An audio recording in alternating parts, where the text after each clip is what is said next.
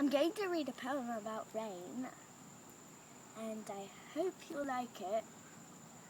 So I'll start now. It's called Rain.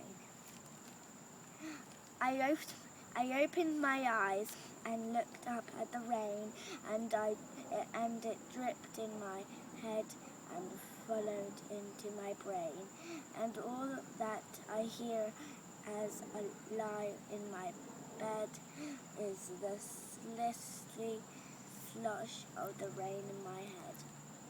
I step very softly. I walk very slow.